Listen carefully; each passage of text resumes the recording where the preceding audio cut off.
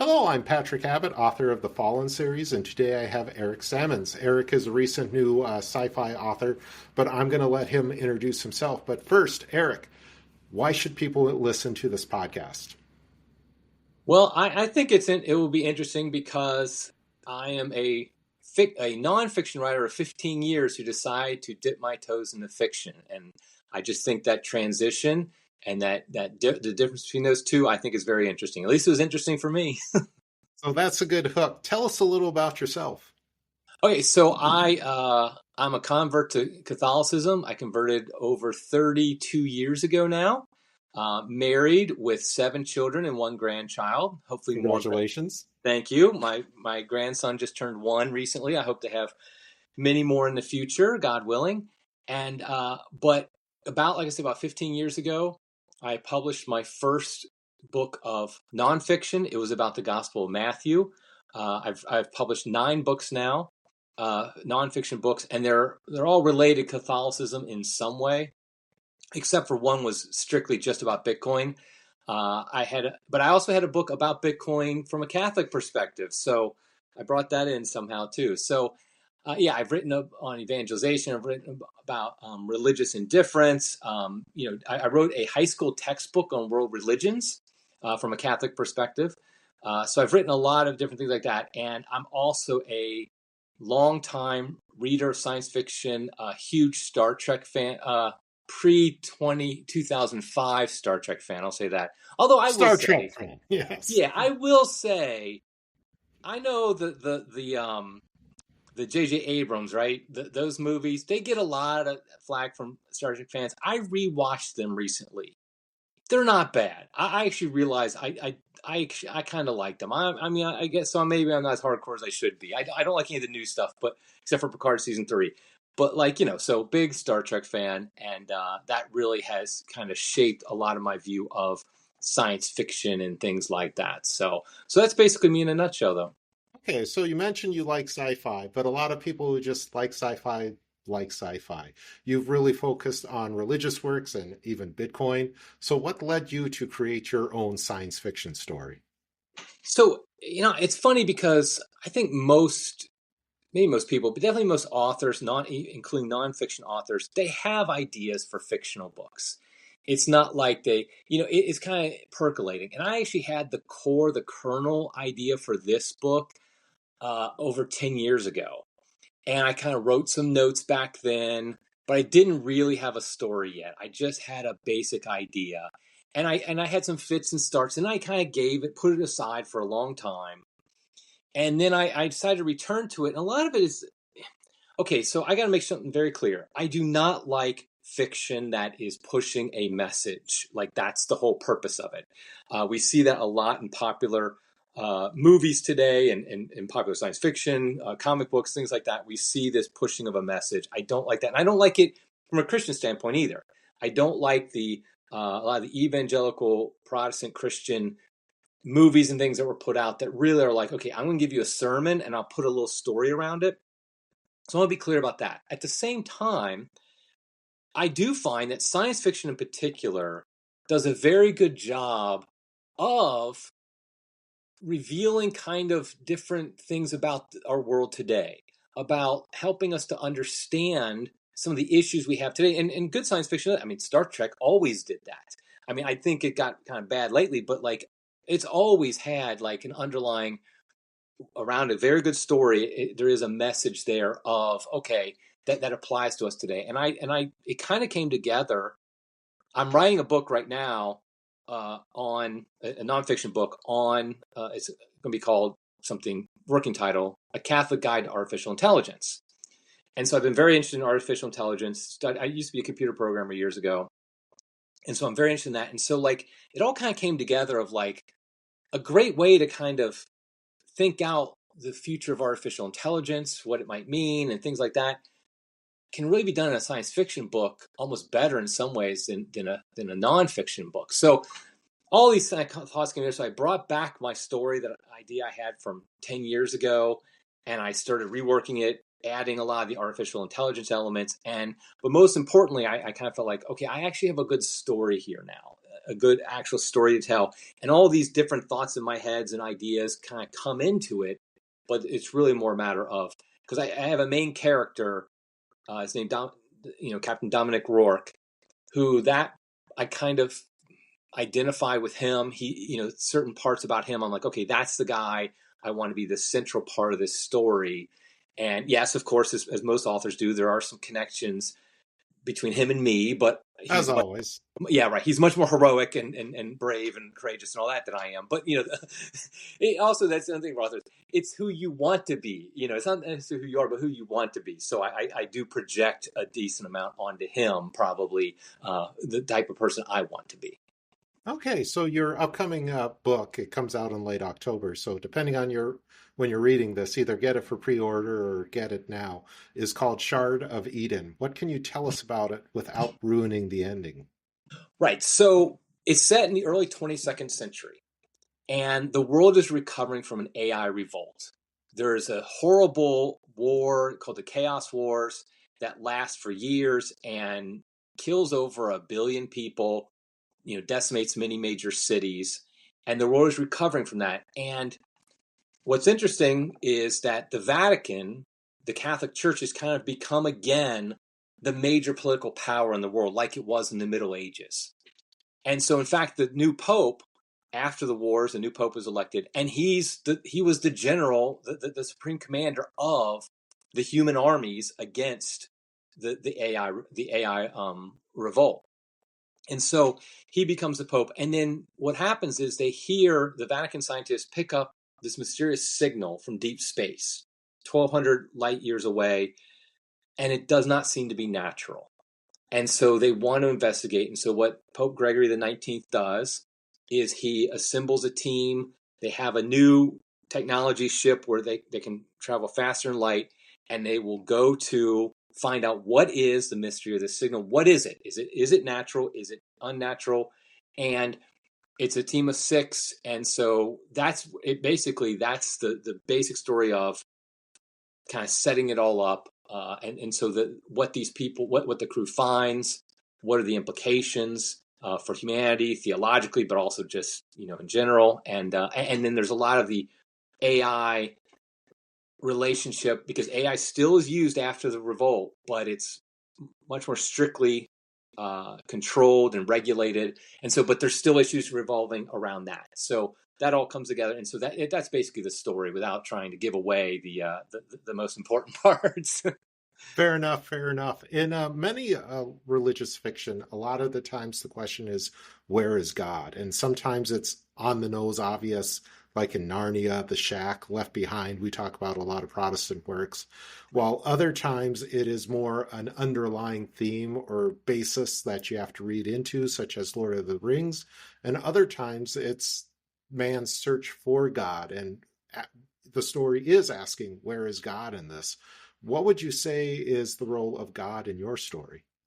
Yeah, so front and center, I mean, the Catholic faith is very front and center in this book, in that what happened in this world because of an economic collapse plus the AI revolt, the Chaos Wars, there were massive conversions to Catholicism because it was seen as the stronghold, the fixture that people could count on. And so the church is very powerful at this point, but it's also very popular. And all the 6 men who were on this ship, the Stella Maris, which is traveling out to this signal, they're all Catholic. And so their faith is important to them, but they're not all cookie cutter the same. They have different views about their mission. They have different views. They argue about what it is they're going to find. When they do find what they're going to find, they argue about how to, what they should do next. They're definitely, they're in the ship for 8 years, traveling out to this signal. And so, but they're all come at from different aspects of their Catholic faith. And this is kind of like, you write what you know. Hopefully, that's what people should do. And for me, I've been very involved with the Catholic world for a very long time. And one thing that's always been fascinating to me is, like, we're one big family. We disagree a lot. We come at things very differently. We're not all have the exact view of everything in the world. If you're outside the church, you might think Catholics are kind of monolithic, but we're not. And so I wanted to present a world in which that's still true, where, yeah, they're all Catholic in this book, on the crew, but they're not all in agreement about everything. They have different personalities. There is a chaplain, a priest who represents the church in a more official capacity. And so God is very important. And like the chaplain kind of is the driving force of, if we do find something out here that has theological implications, I'm the one who has to deal with that. So he has a very important role. Whereas the Captain Wark, and the others, they're more a matter of just, okay, we have to make sure, is this a threat to Earth? Is this something, what are we going to find, and decide from there? So the importance of the Catholic faith of God is very central in this. And I tried very hard, like I said, not to be preachy in it. But there are some theological discussions that occur. Not real, like, I try not to make it where you have to have a degree in theology to understand or anything like that, but just how people would talk. Yeah. How people would talk. I mean, because, how these guys, when they get together, what are they going to, when they argue about what the meaning of this is, like, they argue, maybe, like, there's one character, Sean Callahan, he's kind of it's comic relief in some ways, but he kind of joking, like, we're going to find little green men, maybe they're going to eat us or something like that. And other characters are like, no, it's just going to be a quasar or something, some natural phenomenon. And so that's really kind of underlying all of it, though. They're all kind of like, is this going to mean something theological, for our faith? Is it going to challenge our faith? Is it going to upend it, or is it going to, uphold it? So we have a story involving deep issues and also a crew-based dynamic. Right. What other sci-fi would you compare it to for a reader who might be interested in reading this? Well, one that's influenced me a lot, but I just don't even want to say it because I'm not worthy to even tie the sandals of his feet, and that's C.S. Lewis's Space Trilogy. But no question, his works influence me a lot because he has, theological underpinnings of all the stuff that he's writing and talking about, but it's not a theology textbook, of course, which he also writes those. I mean, he writes great, and so, like, but I don't want to compare it to that in the sense that, it's just, he's way, way up here and I'm way, way down here. But at the same time, it was very influential. Also, just the ideas of, I'm trying to say, I actually was going to say something, but I might give too much away, so I won't. Fair enough. Yeah, I think, though, that's probably the primary one. And just, though, the writing of it's meant to be a popular level work, in that, like, C.S. Lewis's are as well, but if you read them now, they're pretty deep. I mean, they're pretty, especially by modern audience. My daughter actually was the one. I had my second oldest daughter, the one who has has a son. She was one of my beta readers because she's very honest with me. So if she didn't like it, she was going to tell me, this stinks, Dad. And it was funny. We were on FaceTime together, and after she read, and she's like, Dad, it was actually good. But surprised me. Total shock in her voice. I'm like, thanks. But the point is, what she said to me was, she's like, it's written like a modern book in that, she goes, but most modern books I read, I don't like their writing, but I liked your writing. It was very readable, but it was also kind of in a modern way. There's like flashbacks in it, stuff like that, something that more modern writers do more often. So it was like, the idea, though, is it's something it's got some deep issues in it, but it's meant to be read in a pretty, it does, like, I think my 13-year-old daughter, this is another funny thing. My 13-year-old daughter, I had a big binder of it printed out because my wife was my editor, and my wife had it sitting on the nook in her, and on a table because she was editing it. Well, my 13-year-old daughter, who's just a voracious reader, I mean, just reading, she picked it up without us knowing it and read the whole thing, and she enjoyed it. And I was a 13-year-old, so I think it's that. So that's why I mean about, like, being both popular, has some deep issues in it, but it's, like I said, my 13-year-old daughter, could read it and enjoy it. So I asked her, of course, what she thought. And as a typical 13-year-old, she said, it's good. I liked it. I'm like, okay, well, that's better than any 5-star review. I know, really, isn't it, though? Anybody who has teenage daughters knows that's high praise I just got. Right, a shrug would have been 4 stars. So Right, if right, you actually exactly. got That's some right. positive feedback, that's definitely good. And Yeah. even though I am nowhere near Lewis's skill and depth and everything like that, it's great to see more and more, especially on the independent and smaller side authors, really take inspiration from the Out of Silent Planet trilogy, whether it is the first 2 books or that Hideous Strength. I think for the most part, the Greater Society really focuses at Narnia at the loss Right. of Lewis's kind of futuristic science fiction-y outlook. And especially the last book has a lot of morals and lessons for us. So props to focusing on Lewis and at least being inspired by him. Yeah. So Also, I was just going to say. Also, I just wanted to mention Isaac Asimov's robot series. I was influenced by that just in my thinking about artificial intelligence. It's amazing to read those, the ones he wrote in the 50s. mhm. He wrote some in the 80s, but most of them, the first ones in the 1940s and 50s, actually. It is amazing to read those and see how prescient he was. I mean, it's unbelievable how much he predicted issues that we are now currently facing, and that was that was an inspiration to me as well. As far, again, I'm not Asimov's level of writing, but as far as just kind of dealing with the issues of artificial intelligence in my book, was very much indebted to what he did before we even knew what artificial intelligence was. Yeah, and I was actually talking to some sci-fi authors earlier. We knocked earlier 1930s, 40s, 50s sci-fi for being pulp and just flying saucermen and things like that. But it was really dreams of the future within that pile. There were a lot of good nuggets where people were tackling serious issues, both technological and moral, and sci-fi was a great way to explore that. And we Oh, ignore that at our own peril. yeah, I honestly believe we today could would be better off on the whole AI issue if we listen to Asimov, because people kind of mock his, the 3 laws of robotics, but the whole point of the books is showing the flaws in the 3 laws of robotics. I mean, that's what he's doing, is he sets up these 3 laws, but he's showing how they have their weaknesses, they have their limitations, and what happens when they kind of reach those limitations. But the truth is, if we set up a 3 laws of robotics for AI, those exact 3, we'd be a lot better off if we kind of looked at it that way. So, and like I said, this was in the 1940s and 50s. He's writing this. I Mhm. mean, the term artificial intelligence didn't even happen until 1957. And so it's like he's writing before that even exists, the idea of it. And he's already, like I said, setting off a very good guidelines for us today of how to deal with it. Yeah, and I promise not to derail this too much, but whether it's Asimov and AI or a great movie, I believe from the '90s, Gattaca, when I Oh, saw yeah. that as a kid, that blew my mind. It was wow, there's moral implications about genetic engineering and how we treat people and dehumanize them. And I think that's going to be a very precedent film for the future, as is it is today.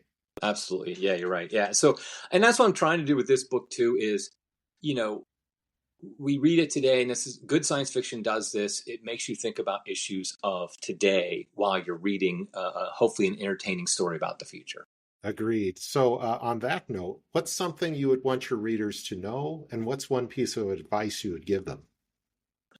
I think one thing to know is I really think the artificial intelligence revolution right now, we have to be up on it. We have to be aware of it. That's why I'm writing the book on the guide to artificial intelligence, because I fear that we're bifurcating into 2 camps. One is the kind of the Sam Altman, Elon Musk AI solves all our problems, but the other is, and I see this in the Catholic world and some of the evangelical Protestant world, is AI is the devil and we have to reject it completely. And I feel like at least the Catholic view that I've been taught and I've seen is that we take new technology, we embrace how it can help human flourishing, and we reject how it harms human flourishing, and we focus on the dignity of the human person. And I think that's very important with the whole AI challenge. And so when I write about AI in my fiction book or my nonfiction book, that's kind of what I'm trying to say. And that's a big part of the kind of the underlying theme of Shard of Eden is the relationship of artificial intelligence to humans, and how that operates. So, and I think you had a second question. I already forgot what it was. Piece of advice you would give the readers.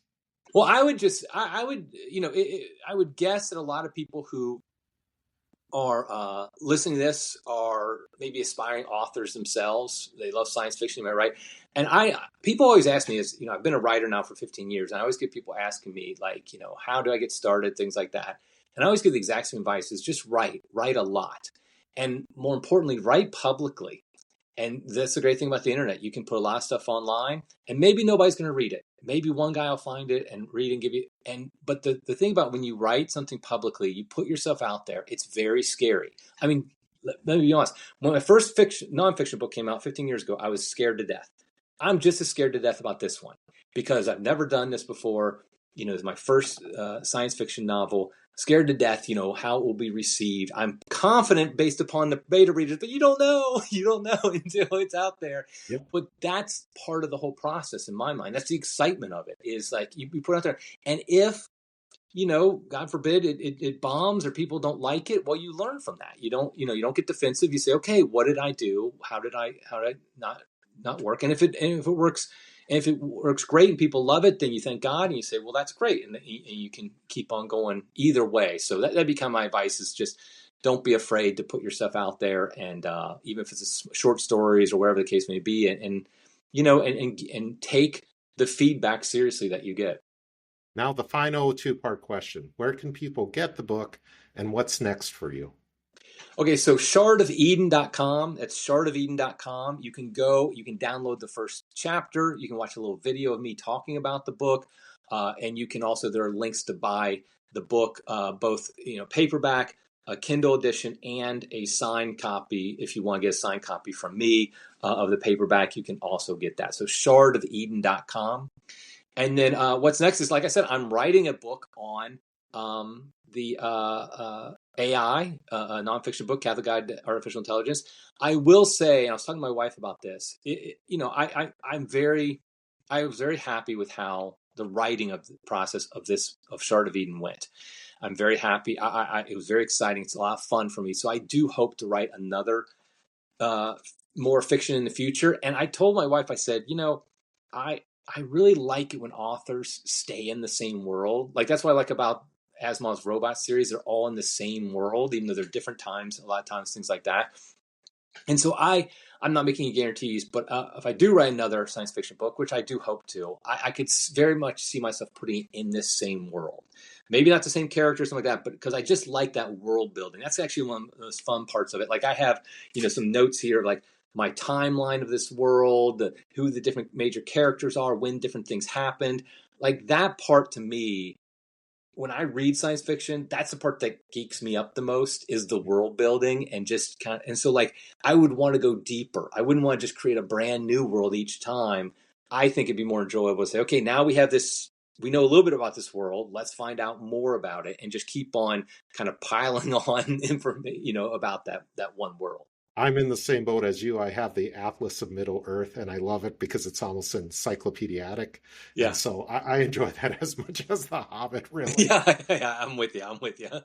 So I want to thank you so much for this interview. It's been great. I'll put this out on my Substack in November, but I'll also be posting videos of this throughout the month of October and November. So, Eric, thank you so much for your time.